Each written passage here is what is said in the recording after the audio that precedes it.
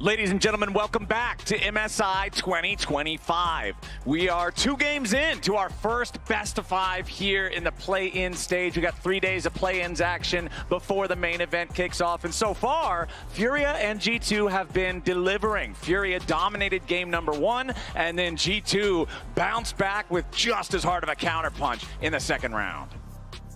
2 very different games. In game 1, we saw a lot more volatility, which FURIA did use with great efficiency. Game number 2, that was a textbook game.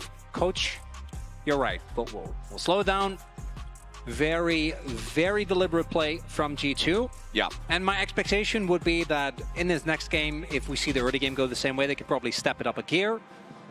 And now that some of the confidence has been regained, because if you don't handshake, I think every fight that FURIA goes for the way that they did in game number 1, you don't give them as much volatility. It very clearly is G2 that can just go play textbook league, go for the objective setup, right? Find prio, rotate in the jungle, set up vision, go to the objective and wait for your opponent to run into you.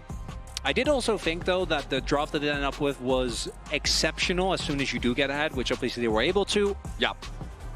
Now, we did see Broken Blade bounce back after a rough game number 1, but even in this game, early on the laning phase, we did still see him kind of get skill checked by Gigo, right? A couple of the early plays, some ultimates that didn't quite work out, and it might be worth investing more time again for G2 towards the top side to make sure that he gets to play the game. So I think everything that you're saying right now is coming together for me in one big actionable thing, because you're talking about how, okay, G2 was able to slow the game down and make it so they didn't go into everything that FURIA wanted to do. And then they were also playing from a position of strength because they got ahead early. And for me, what I'm looking at is game number 1, Tatu was on Xin Zhao. He was on a champion that can scrap early, skirmish early, influence the game whenever he wants to, play aggressive, and drag G2 down into the fights. Game number 2, the Wukong, not nearly as effective early on. So now, here in this third game, with FURIA back on the blue side, I want to see Tatu on something that can really facilitate plays early. We've seen the fact that Gigo can be a big performer, even though in game number 2, obviously not that impressive by the stat line.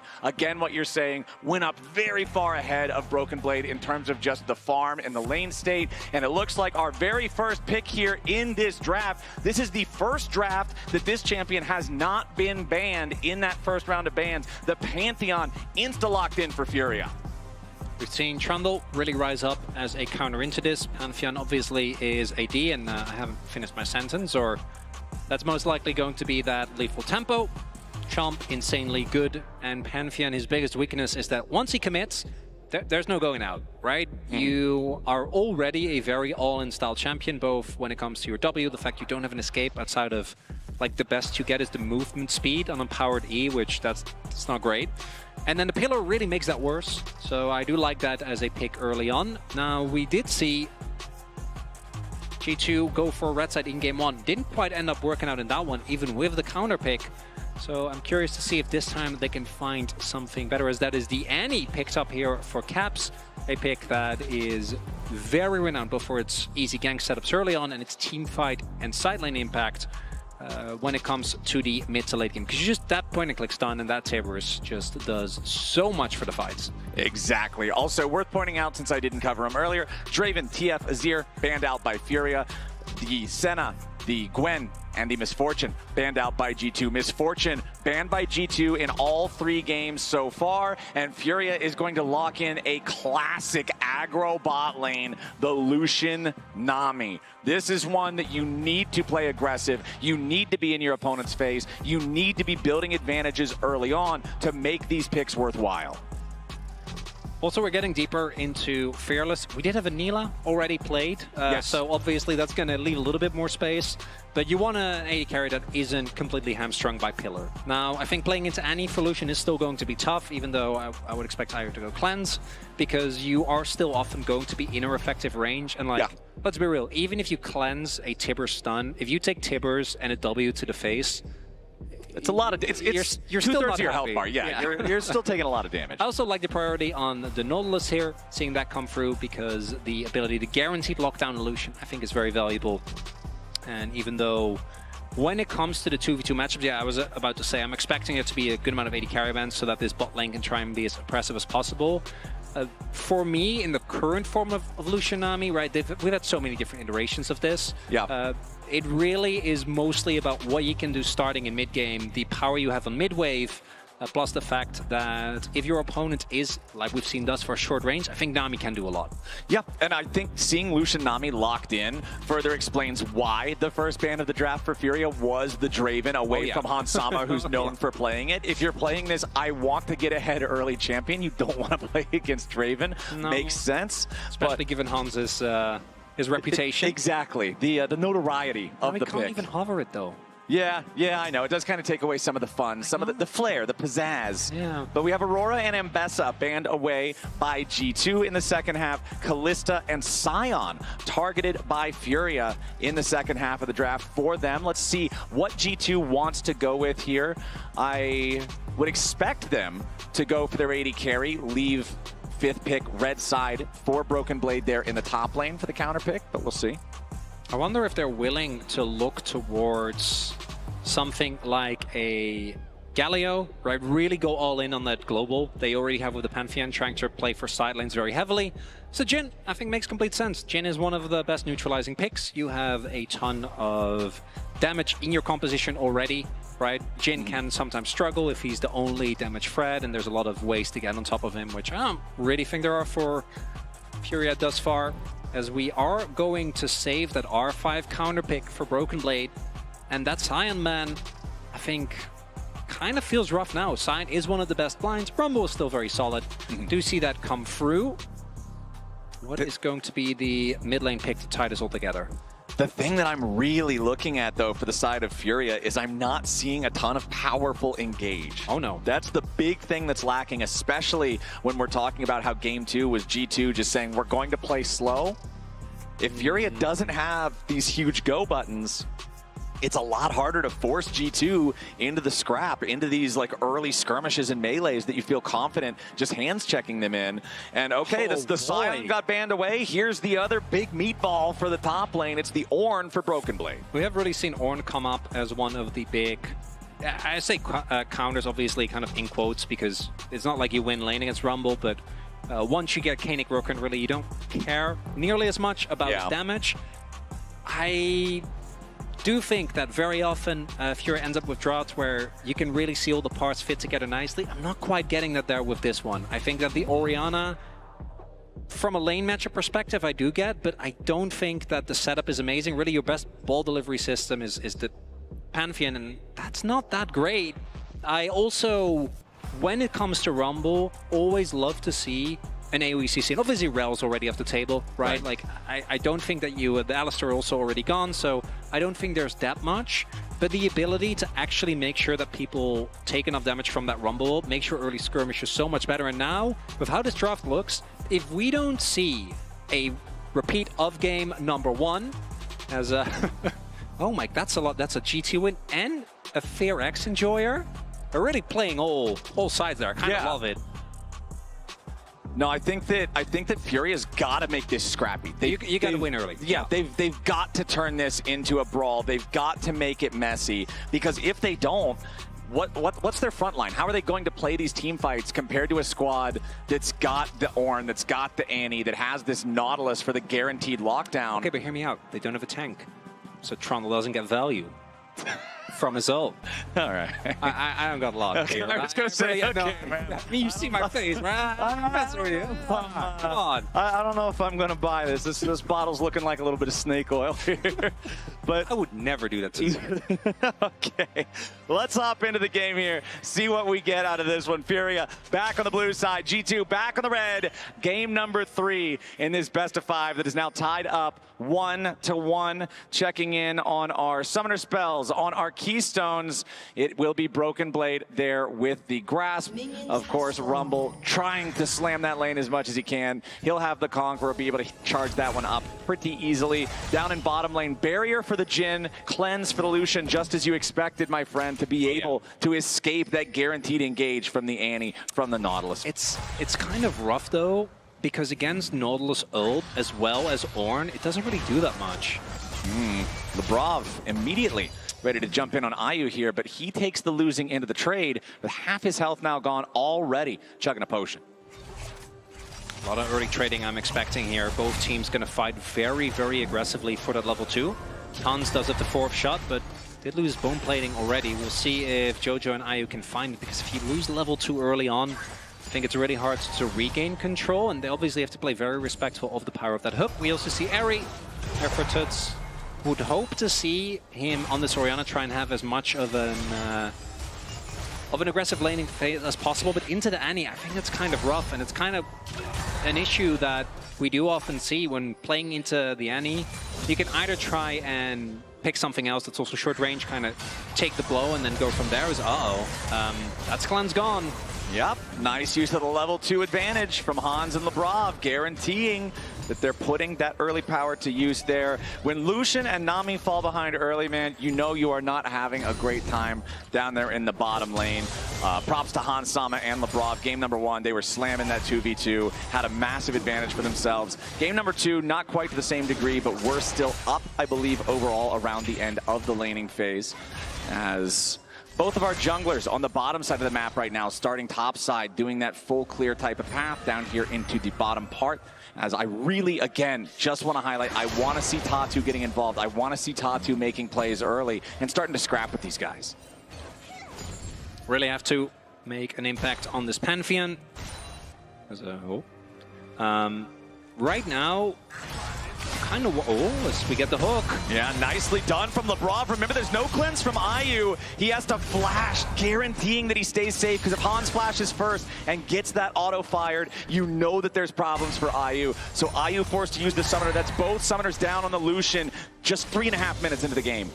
I also don't think there should be a ganking opportunity here with that ward in the position that it's in.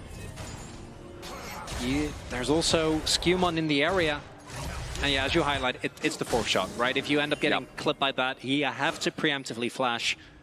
If you're too late and the auto is already in the ways, Skewmon. Yeah, Caps has already made the flash engage here on the Toots, but he does not get the kill. Skewmon thinking about trying to go for that chomp. Maybe if Furia overchases, Toots has almost no resources to work with. He's just going to try to push the wave out as Skewmon trying to taunt towards Tatu, who chases after Caps, but the stun was ready, and Caps stops the Furia jungler from being able to get anything at all accomplished here. Now back in the bottom lane, the 2v2 continues with Jojo and IU trying to fight back against these guys. Labrov with only 300 HP has to think twice about whether or not he wants to find that dredge line shot as Skewmon makes his way into the top lane. Gigo tries to flash out of the Pillar of Filth, but Broken Blade's immediately ready to follow. He goes for the Brittle, he finds the proc, and Gigo's getting rocked. Skewmon takes a bite out of him. It's first blood over to G2. All 3 first bloods have been in this top lane. And Skewmon just running over them early game. Even though Toots ended up dying, still had to use the TP, forced to flash. And then just walks towards top. Gets exactly the same play, but this time around does get the kill.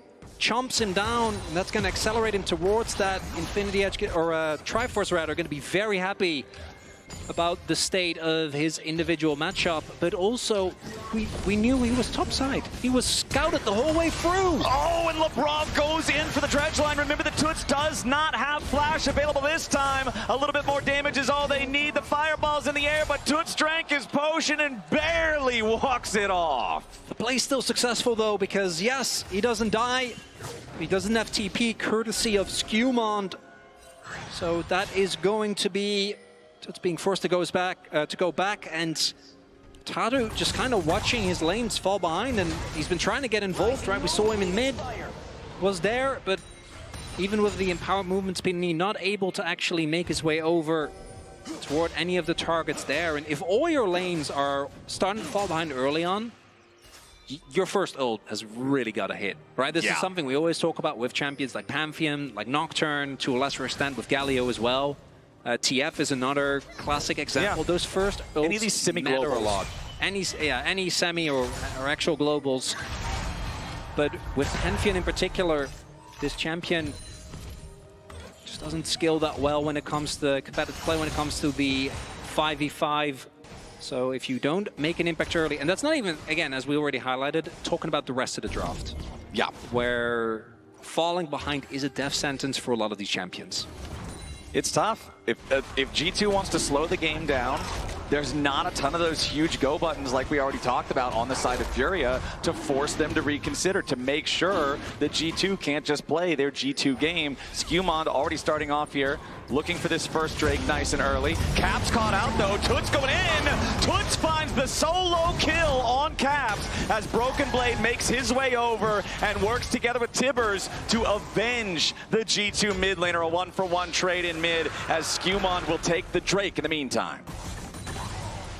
1-for-1 plus a dragon. That's a deal that you'll take. Nice arrival there. Caps getting a little bit caught off guard, I think, there by the damage coming through from this Orianna.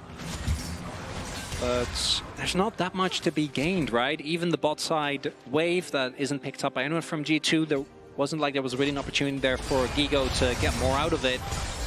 Because I will soon have access to that level 6 when I think the current form or the current iteration of this solution is going to feel better. But yeah, do note he did go for PTA. So what you see often is if you really only want to play for your calling, where you just dash in calling, they're half health, and that's it. You play first strike instead.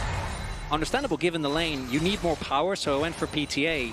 But it does mean to get value out of that, you need to get into more dangerous positions, although that calling, as we can see there, still does a lot of damage. Yeah, chunks them down to a little bit over half HP each. Still control over the lane for IU and JoJo. And you can also see Tatu nearby. He'll start up the grubs, but because he's Pantheon, he also has the ability to immediately join a fight if G2 tries to find something up there in the top lane. Even down in mid, easy for him to rotate over. And since Toots has control over the mid lane, he's got that wave shoved up underneath the tier 1 turret. That means it's total control over the top side river. Should be a guaranteed 3 grubs for the side of FURIA. Skewmond and G2 have to be aware of this. Skewmond's just going to go into enemy territory, take the jungler's favorite camp, the enemy chickens, as Toots isn't going to be able to stop a whole lot about it, but he at least will slow it down. Skewmond actually doesn't get all of the baby chickens. So Trundle's biggest enemy.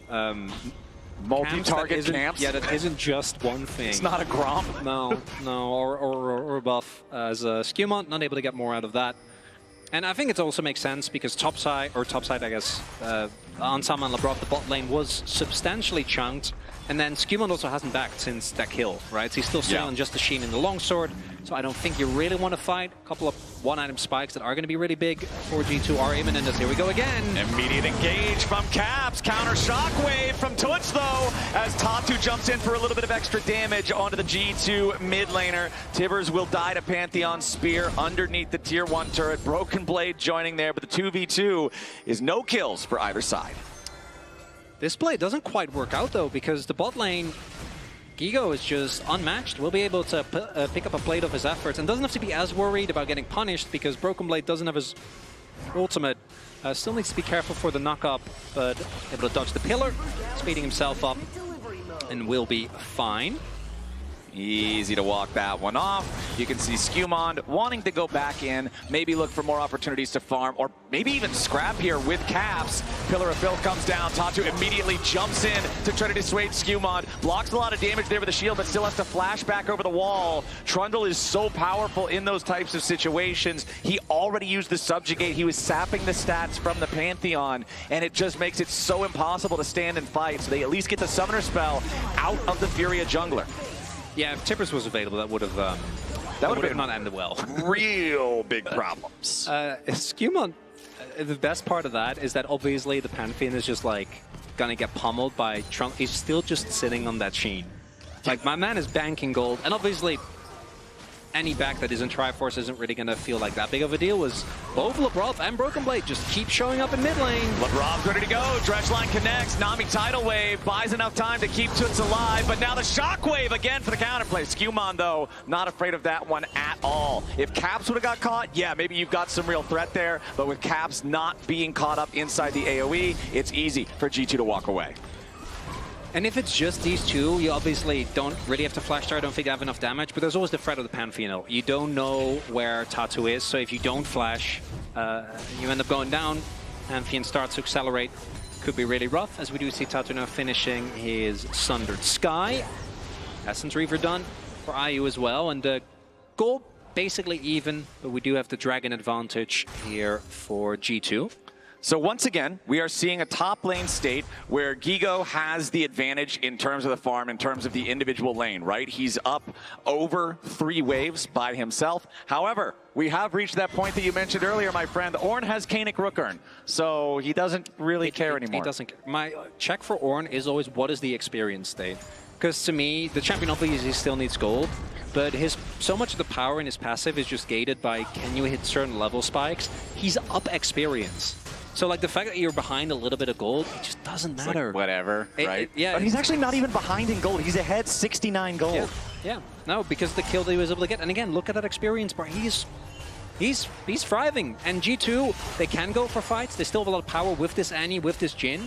If FURIA make a play, commit to something, the exit is going to be a nightmare with that Jhin. Oh, bunch of damage from the culling there. Looked like that was what? IU hitting Labrov about 80% of the bullets that he could have fired total. Labrov takes a massive hit from that, as now FURIA, with the chunk on the enemy support, looking to extend their control over this bot side river. Skewmon still hanging around though. Labrov walking close to the dry brush, does get found out. Tidal wave over the top. Labrov taking a ton of damage, and Tatu gets the kill. FURIA ties this game up 2-2. In terms of the kill count, it also buys them control over this bottom lane. It buys IU the opportunity to get some plate money. Tatu going in for the ulti, but the Grand Starfall is not finding a close enough landing point to Hansama to make anything else happen. It will, however, force the G2 jungler and AD carry further back. It will allow IU and Jojo to get a second plate off of this turret for a grand total of 3 so far, and it opens up the bottom lane river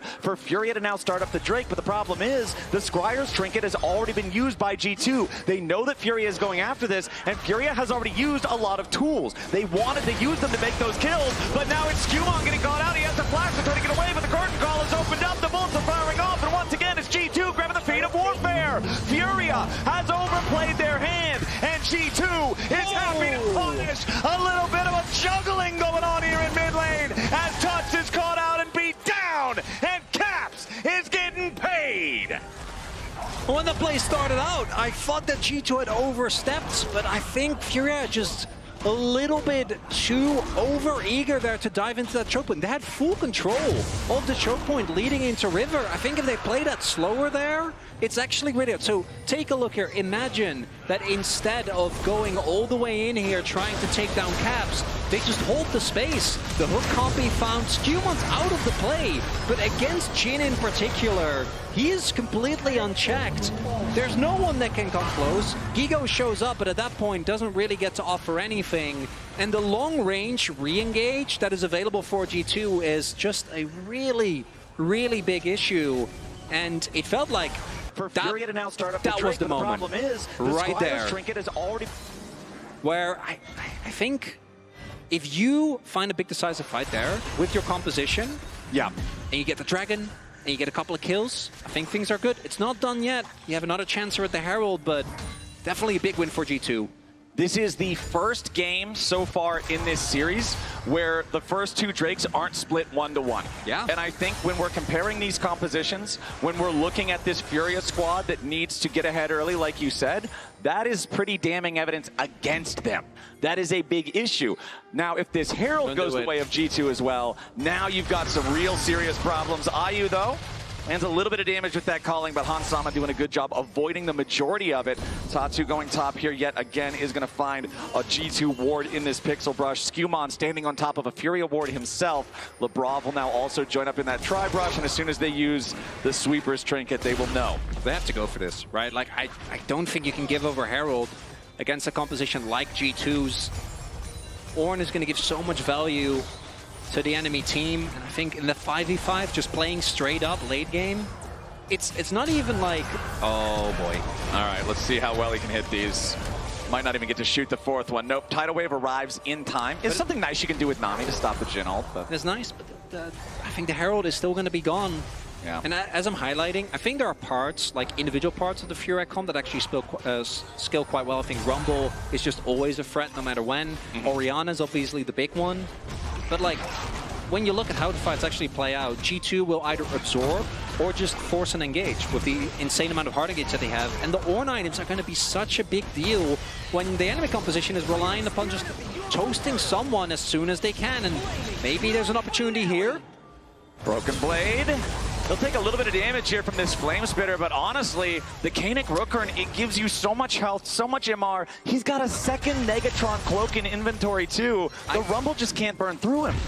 I honestly, if he had more vision, I think if he knows there's no one there, he just turns it. With the ult, I think you can just cook him. It's the Kainic Rooker plus a cloak. It's a lot of magic resistance. You're not getting through. The next time we have his stats pop up in the bottom left here, I want to see exactly how much MR he's at this point in the game, because Broken Blade is just insanely tanky. 199 MR, 17 minutes into the game. Now, I know Rumble is a powerful mid-game champion. Yes. But that is also a powerful deterrent to a mid-game champion. I don't know, maybe he can get the shield. Yeah, maybe. I mean, we did see him fully commit there with the overheated Flame Spitter. He got the shield. Ultimate. Yeah. If you throw the whole kitchen sink at him, you can get the Kainic Rooker and shield off. Yeah, but then he's just standing there with a kitchen sink and go, what's next? Yeah, all right. Where do we go from here? Now, with the Drakes not quite reaching Soul Point yet, and the possibility of Ocean Soul being fine, but I think Ocean Soul really low on the list of big problems. Maybe looking for a punish on Caps here, but like realistically, can you really get him? Even taking into account the Pantheon, I just don't. It feels really so tough, especially if Scumon's coming up there, man. This feels like FURIA serving themselves up on a silver platter. They're thinking better of it. They're backing away. Maybe if Caps steps up a little bit too far here. Scumon gonna come in, look for Toots. There are reinforcements on the way. Yeah, we're gonna get teleports from both sides. Grand Starfall, defensive positioning out of that one. Broken Blade knocked up into the air, but that's not the target you can go after. The Ornn is so tanky, flashes out, going to bumper through the tidal wave there. A lot of damage on the Scumon, but he ain't dead yet. The Ornn goes through onto 4. Tatu's gonna die, and Caps cooks him up. G2's gonna lose their mid laner right on back. Such critical health bars on both sides. Only Toots and Hans Sama still with a lot of resources to work with, but FURIA's hanging around, trying to do more damage to the Tier 1 turret. Gigo in the tri-brush, has to be careful here. Scumon stepping forward, they'll just clear out the ward. Everyone came to the fight. Everybody was there. Summoner spells, ultimates all over the place, and it's a 1-for-1 trade. They did get the shield on Broken Blade. Yep, you know, but it's back. They took him to like 30%, and we joke about it, but that is actually a really big deal. If this is any other champion, maybe they're actually able to take him down. That's TPing in, as unfortunately the ult from Tadu not quite hitting the mark. And then here, Broken Blade doesn't find the W to block the CC, but instead uses it to go back in. And even though he eats a shockwave, it just doesn't matter. And again, Hans Sama just completely unchecked, off to the side. And this is only remotely close because Gigo is able to do so much damage with just multi-man flame spittering them down. Yeah. I don't know if that's enough as, oh, Toots. Toots is in real trouble here. Caps ready to follow it up. Toots doesn't flash to try to get out, but it is a little bit late. Gigo finds Caps as Scumon was so preoccupied trying to find the kill. There was enough space between him and his own mid laner that Caps gets picked off, but they will still get themselves the Tier 1 turret in top lane for the side of G2 Esports. Scumon will take that as he leaves. Tatu is starting up the Otacon on his own. Now I don't think that this is going to be an entire attempt. There's no way. No, unfortunately for Tatu, Otacon just a little bit too strong. Yeah, Gigo going Giga there, just flashes on top of Caps, blows him up in a very short amount of time. The downside for FURIA is that it doesn't really lead to anything else. Like, it's nice that you get the kill, but really you want to try and turn it into an objective. They did get the dragon, though, actually. Observers did highlight that as we were coming out of the topside play. Shout out to them. So, but again, if that was a Hextech Drake, I'm like, that's nice. Yeah. But we'll see. Might be enough. I mean, there's still no flash on Caps, and I do think that even though his KDA might not look as impressive, that Orianna ball is a big problem. Unless G2 is willing to invest ultimates, the zone control is tough to deal with, but if he gets caught... Yeah, Toots in some trouble here, but immediately backed up by Gigo yet again. Lebrov coming around on the flank, but he's not close enough. Scumon and Broken Blade both in a lot of trouble now. Nice tidal wave Broken Blade still alive for now, but finally falls. Hansama and Labrov trying to get a little bit back here onto Jojo, onto Ayu, but instead it's just another kill. Back to Furia as they get themselves 2 for nothing and a ticket punch straight to Otacon. And that's a huge deal. This is going to be Otacon going over. Flash invested by Skumon as well.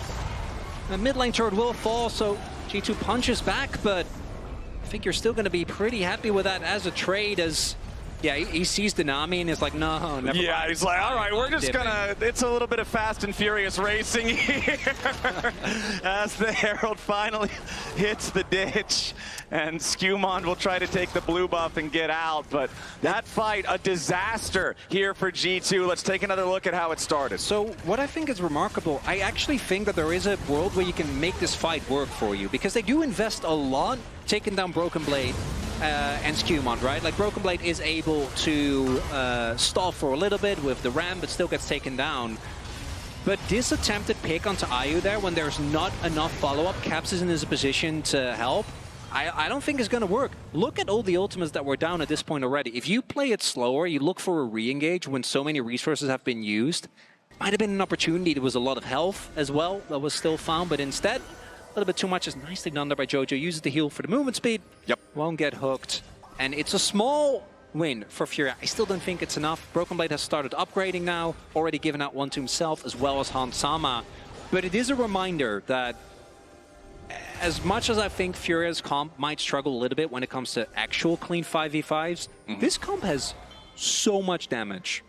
Well, I mean, in that last fight, it wasn't a true 5v5, right? Exactly. Like, Caps is separated off. Then you also have the duo of Hans and Labrov separated off. It was a 1, a 2, and a 2. As Broken Blade fires a nice ulti to hit Ayu. He tries to use the cleanse to get away. He's already used the flash, and Ayu is down. Jojo wants to get away, but he's stunned up at the very edge of the curtain call. And G2 just found exactly what they were looking for. Caps picks up the second one. Oh, the hook? Hook onto Toots, but a nice counterattack there with the shockwave to lock them all up. But G2's got a counter to the counter, and they are going to slam through Furia. Only the jungler left alive as G2 get 2 for free and then immediately follow it up with another double. They'll get the tier 2 in the mid lane. They've immediately got the wave ready to get the tier 2 in the top lane. And this game just got completely smashed in the favor of the LEC number 2 seed. Hansama offering himself up as bait, a tasty morsel, but instead Furia ends up feeling a little bit famished after that one, not able to get anything out of it. G2, the only saving grace for their opponents is that there was no Baron for them to take, but there is still a ton of damage being done, as we see the summoners used, as this starts off with Hansama just being by himself, right? Nope. Broken Blade is waiting in the wings. The teleport, to be fair, this play was already a big win, but the fact that Caps then also is able to take down Jojo just makes it even better. No real opportunity for the rest of Furia to try and counteract. And again, this happens now. That's Baron. That's just game done immediately. Still, though, G2 in a great spot. The gold lead much bigger than you can see on your screen because of the power of that Ornn. Exactly. Now G2 grouped up as 5 in the mid lane. Here's those full-on honest 5v5s that you were talking about. Here's what's so hard for Furia's comp to play out. A nice route there coming out from the Deadly Flourish. Equalizer's not going to get a lot done. It's only Labrov taken low. Tatu's going to grab the kill on him immediately here at the very start as Broken Blade and Skumon having a retreat now. Curtain Call is fired. Its final shot. G2 have not won the fight, and now with the Grand Starfall coming in, Tatu ain't done. Broken Blade tries to get out, but a little bit more damage is going to seal the deal. Tatu takes out Broken Blade, and staring down the barrel of a difficult situation, Furia calls the bluff and takes another 2 for nothing from G2. Feels a little disjointed there from G2, and Furia smell the weakness, dive in immediately. Another reminder that it doesn't matter who you are, even Broken Blade, as tanky as he is, as many jokes as we make about the Koenig Rockern, if everyone on that team focuses you, you will die. As we get a reminder here, it feels like G2 not quite on the same page. I think they should have had more damage available there, but it looks like Caps not actually in a position to do anything. Tuts off to the side there, zones him with the ball. And then just the Jin ult isn't enough. There's too many beefy boys. Ayu gets taken low, but no one can actually threaten him. And then the follow-up CC comes through. Oh, Lucian! Sorry. Sorry. If you hit, it's good. No. And even at the very start of the fight, it looks like it could be a huge engage from G2 with Broken Blade's ultimate. The second part of the Ornhorn only hit JoJo. The Nami all the way in the back. There was almost no value from that hard CC from the Ornn. And so G2 and their big 5v5 traditional team fight does not succeed. Now Broken Blade inside this line brush here off in the top side river to the side of mid lane. Tatu dropping the control ward in there, immediately going to discover that. As Labrov is going deep behind enemy lines. Now, there is still a tier 2 turret up in the bottom lane, so it's not like he can try to do a full wraparound play here, find a move on to Toots. Ayu in a lot of trouble. That'll be a free catch for G2. And with the Lucian out of the picture, Baron's alive, Chronicler, and I think that might be where G2 set their sights. Baron is alive for now. For only a moment. Yeah, only momentarily. I think that's going to go down quickly.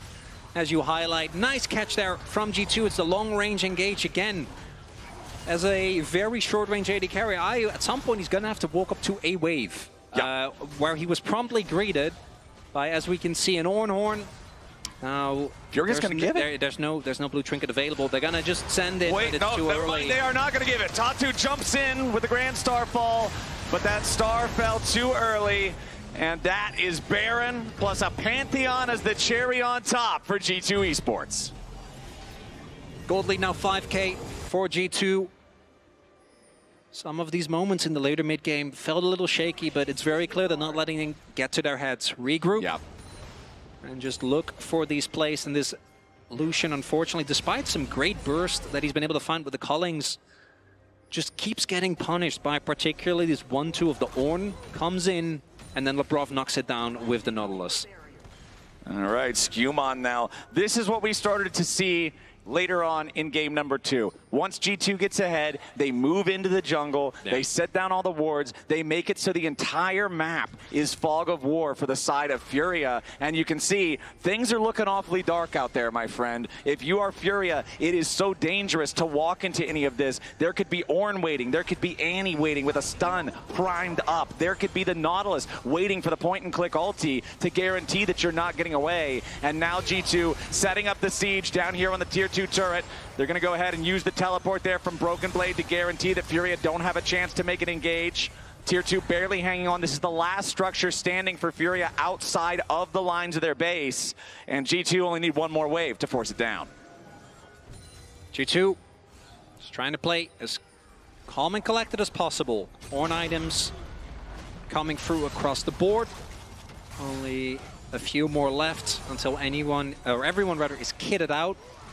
Feeling good. It's Rebel Baron power play. Gonna try and play for an inhib.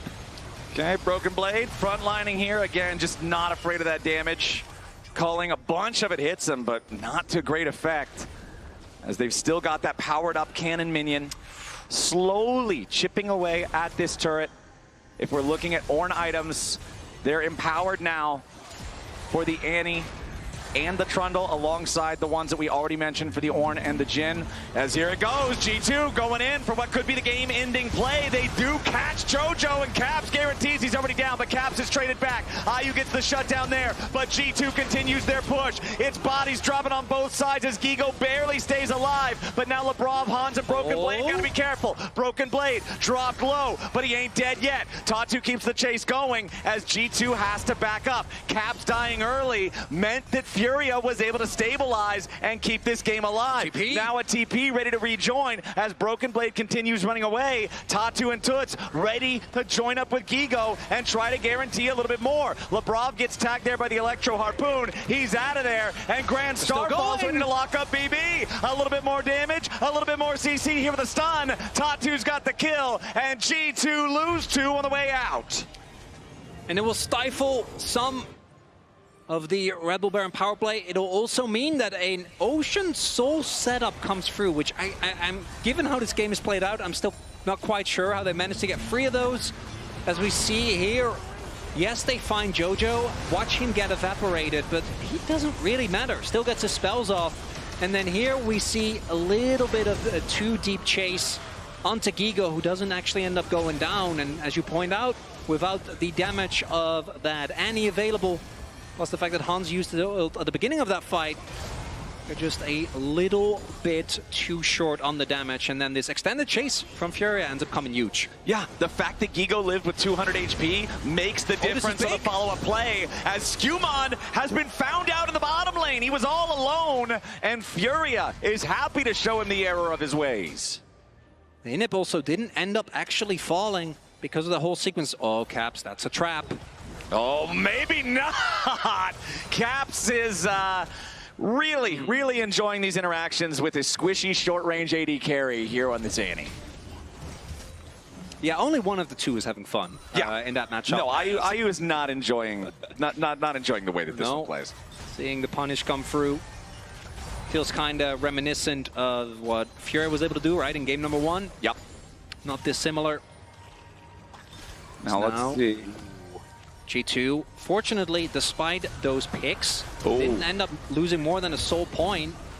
So it's with the flash over the wall to guarantee that he doesn't get caught out there by Caps, but now Labrov could be in a little bit of danger. The Nautilus is not particularly tanky. Tatu just steps up, puts the spear in his back.